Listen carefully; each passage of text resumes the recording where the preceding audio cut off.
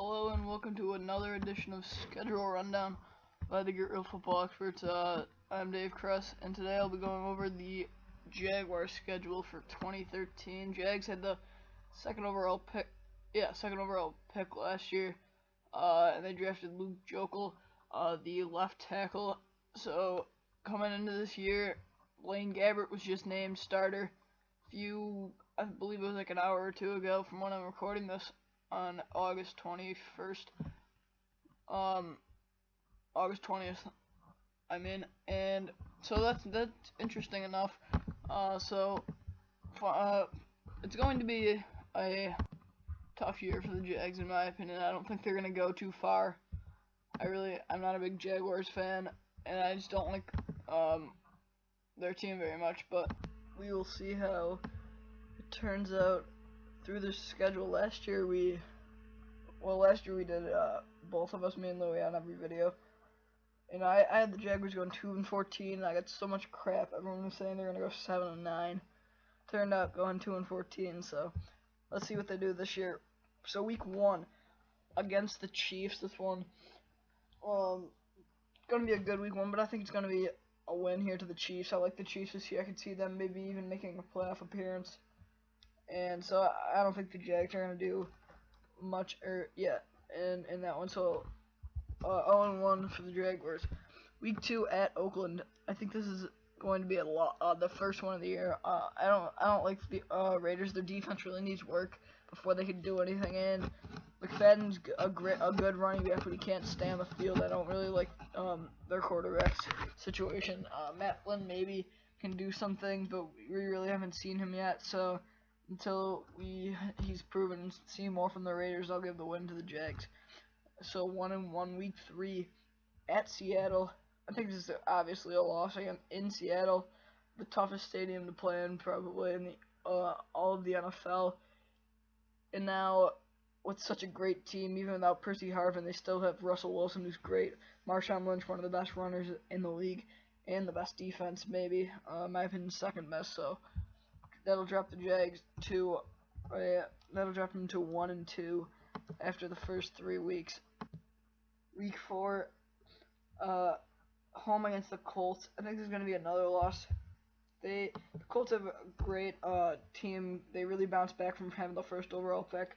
With Andrew Luck, he's just such a great young quarterback, in my opinion, the best of that class. And that's the reason he was drafted number 1 overall. I like what they're doing with their running back game now, adding Ahmad Bradshaw to help with the pass blocking. So I'll give another loss to the Jags, making them 1-3 after 4 weeks. Week 5 at St. Louis. I'm gonna have to say another loss here. They really don't have a great team, the Jags. I mean, MJD might be able to produce like he did a few years back when he led the league in rushing, but other than that, they don't really have too much. Blaine Gabbert, I'm not a big fan of, and their defense, it's alright, but it's nothing to be super proud of. So that'll drop them to 1-4. Then they move on to play in Denver against the Broncos. I mean, for clear reasons, they're going to lose this one. Peyton Manning, one of the top QBs in the league, with one of the best receiving corps in the league, with Wes Welker, Demaryius Thomas, and Eric Decker. And now they have a good young running back in Monty Ball, plus they have a very underrated defense. So that'll make the Jaguars 1-5 after 6 weeks. Week 7, San Diego. I gotta say another loss to the Jags. I mean, I'm not a big fan of the Chargers this year, but I like them better than the Jags. If you compare, Ryan Matthews is worse than MJD, definitely. I wasn't gonna say probably worse. I was gonna say he's a pretty big bust.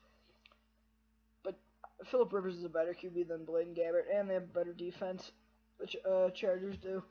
So I gotta give this one to the Chargers, even with the loss of Zario Alexander, making them 1-6. Week 8 against the 49ers at home. This is another super tough game, but I mean, I just don't see them beating the best team in the league, in my opinion. On my Bills blog, I have the power rankings up, and well, they're not up yet. I'm working on them right now, but That's at realbillsnow.blogspot.com, and the 49ers are my top-ranked defense or top-ranked team. Not my Super Bowl pick, top-ranked team going into the year. So I don't see the Jaguars, who are probably, I haven't finished up, but I'm gonna say ranked 31. So 1-7 going in to the bye week at week 9. Next, they play the Titans. So I think it's gonna be another loss here to the Jags, making them 1-8. Titans are they're gonna be a sleeper team this year. They have great running backs in Chris Johnson and Sean Green, and then Jake Leclerc's a pretty good young quarterback, solid, better than Blaine Gabbert in my opinion. So I think that the Titans are gonna pull this one out. Week 11 they play the Cardinals. This one's at home, but I think it's going to be another loss here. Wow, I really just don't like the Jags this year, but the Cardinals improved their quarterback in Carson Palmer through 2 weeks in the preseason. We've seen him and Larry Fitz look good together, and their defense was one of the best in the league at the beginning of the year last year. And even without Darrell Washington for the first 4 games, I think they're going to be able to. Well, he'll be back at this point, and I think they'll be able to be fine with defense. They have one of the top corners in the league with Patrick Peterson, so I'll give another win to the Cardinals. Week 12 at Houston.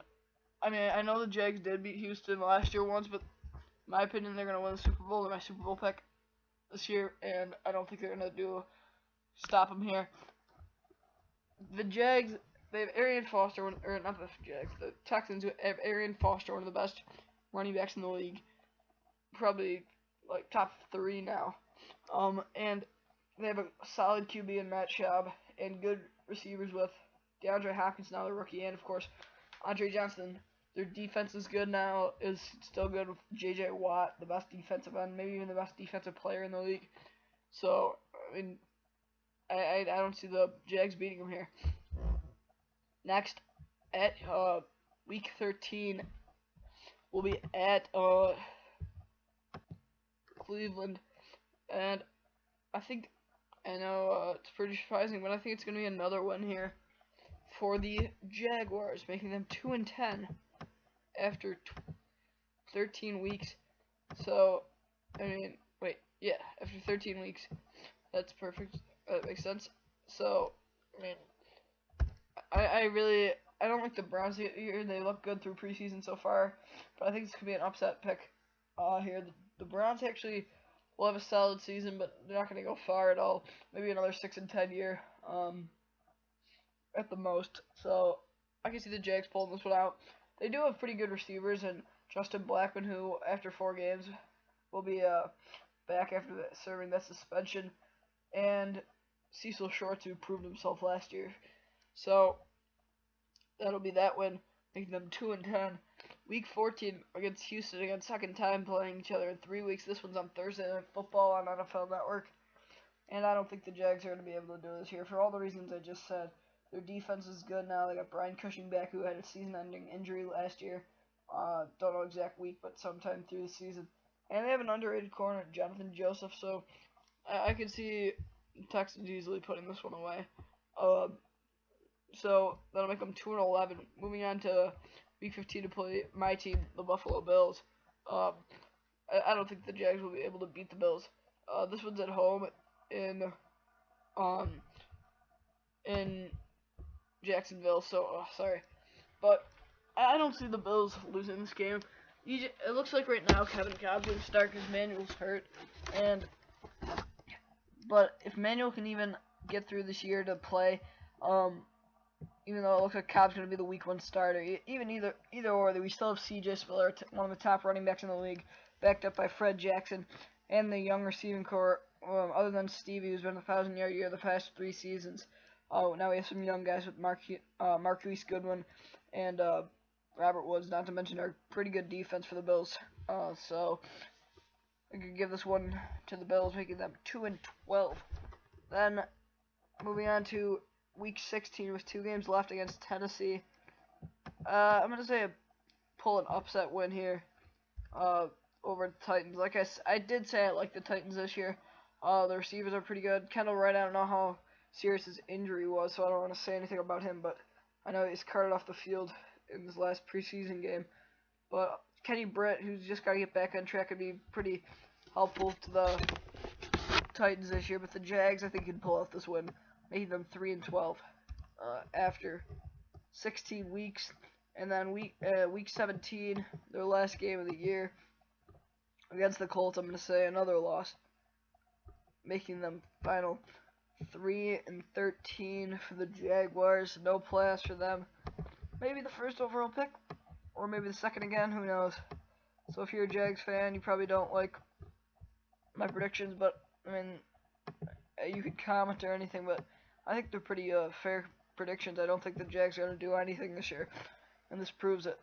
So, but for now, we'll see you next time. Be sure to follow me on Twitter at DaveCrestSports and follow my partner Louie at DB Sports Talk. But for now, I will see you next time. So, goodbye and thanks for listening.